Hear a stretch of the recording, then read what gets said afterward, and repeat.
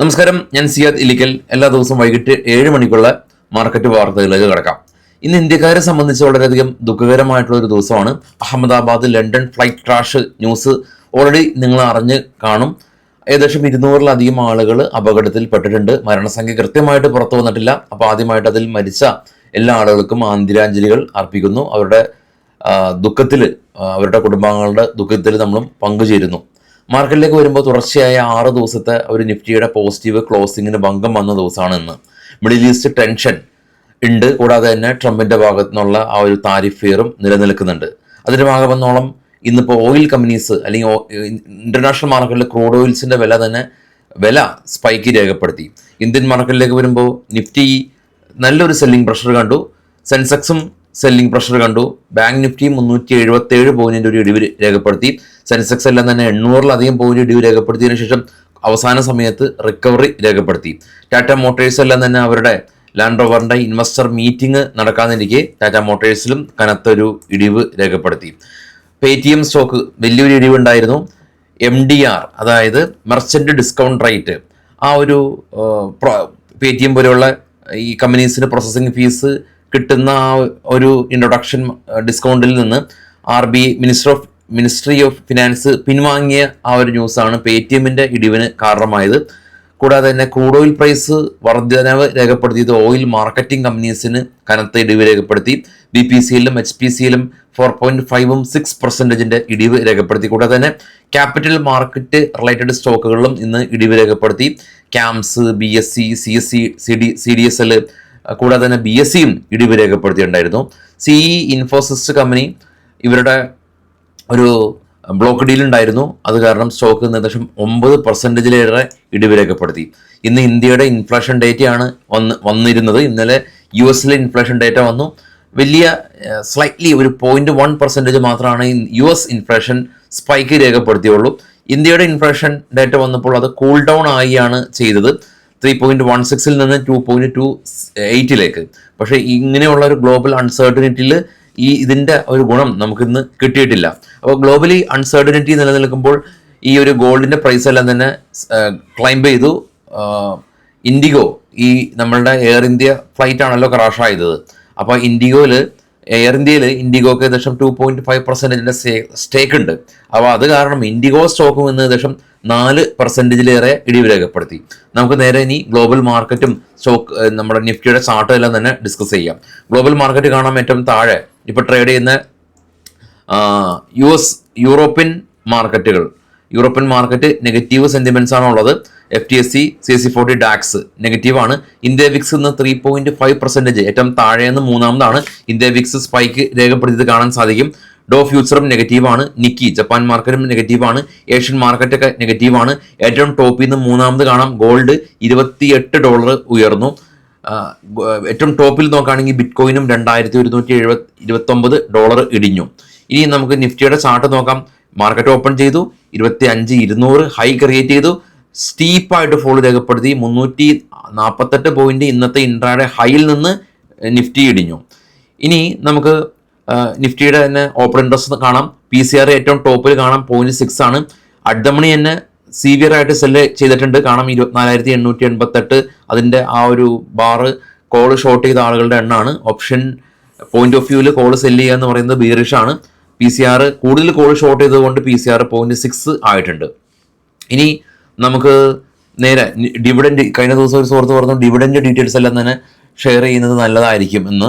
Dividend series നമുക്ക് ഉൾപ്പെടുത്താം. ഇത് നമ്മൾ തന്നെ വെബ്സൈറ്റിൻ്റെ സ്ക്രീൻഷോട്ടാണ്. ഏറ്റവും ടോപ്പിൽ കാണാം ബിസ്മൈറ്റ് ട്രേഡിംഗ്/മേജർ ഈവന്റ് ടുഡേ.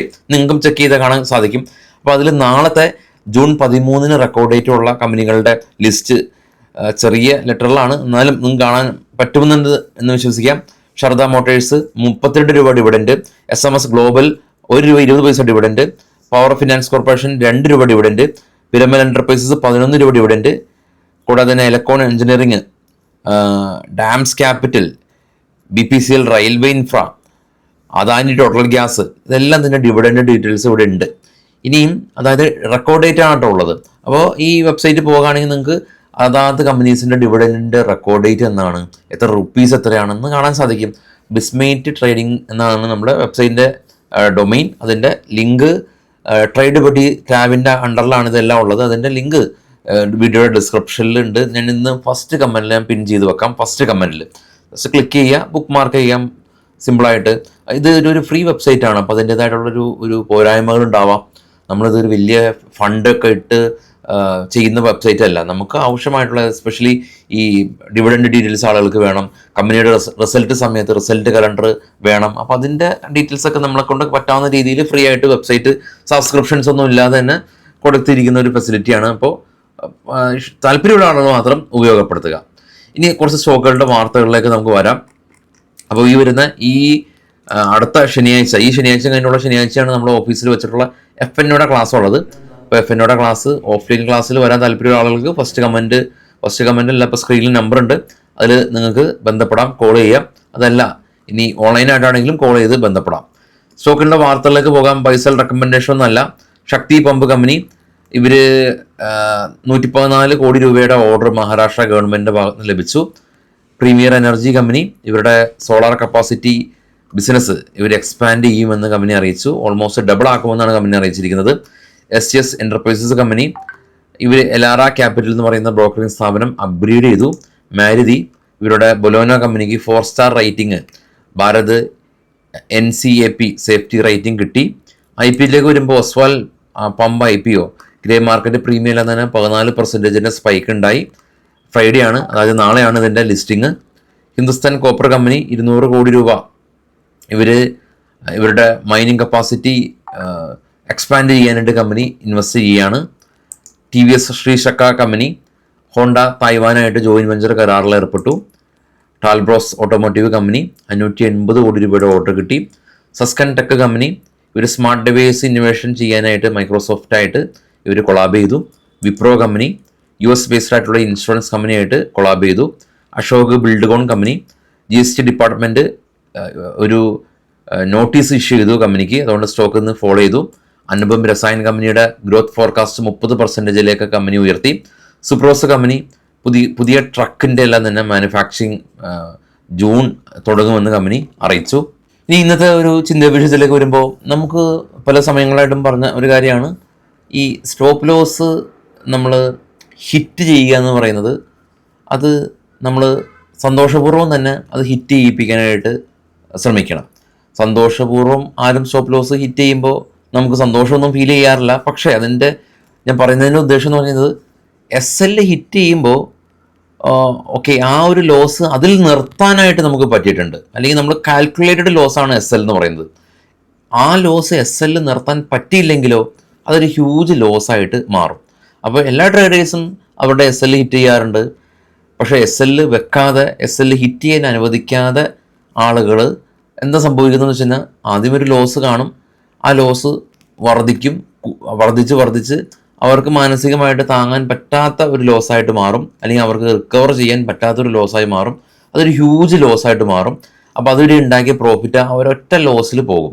പക്ഷേ SL ഹിറ്റ് ചെയ്തിരുന്നെങ്കിലോ മിനിമം ചെറിയൊരു ലോസിൽ, അതായത് 1-2 ദിവസം കൊണ്ട് നമുക്ക് റിക്കവർ ചെയ്യാൻ പറ്റുന്ന ലോസിൽ ആ ഒരു ട്രേഡ് അവസാനിച്ചേനെ. അപ്പോൾ അതുകൊണ്ട് ആണ് ഞാൻ നേരത്തെ ആദ്യം നമ്മൾ പറഞ്ഞ പോലെ SL ഹിറ്റ് ചെയ്യുമ്പോൾ ചെറിയൊരു സന്തോഷം ഉണ്ടാവുക. കാരണം ഹിറ്റ് ചെയ്യാനായിട്ട് നമ്മൾ അനുവദിച്ചു. അപ്പോൾ നമ്മളുടെ ആ ഒരു ഇമോഷൻ കൃത്യമായിട്ട് വർക്കായി. അല്ലാതെ നമ്മൾ കടിഞ്ഞാൻ പൊട്ടിയ പട്ടം പോലെ SL ഇടാൻ മടിയുള്ള, അല്ലെങ്കിൽ SL ഇടാൻ മാനസികമായിട്ട് വൈകല്യമുള്ള ഒരാളല്ല. SL ഇടാൻ തയ്യാറായിട്ടുള്ള ഒരാളാണ്, അത് ശക്തിയുള്ള ആളാണ് എന്നുള്ളൊരു പെർസ്പെക്റ്റീവിൽ SL ഹിറ്റ് ചെയ്യുമ്പോൾ അതിനങ്ങനെ നോക്കി കാണുകയാണെങ്കിൽ ട്രേഡിങ് നിങ്ങൾക്കൊരു ബിസിനസ്സായിട്ട് കാണാൻ സാധിക്കും എന്നുള്ളതാണ് ഇന്നത്തെ ചിന്താ വിഷയം. Thank you.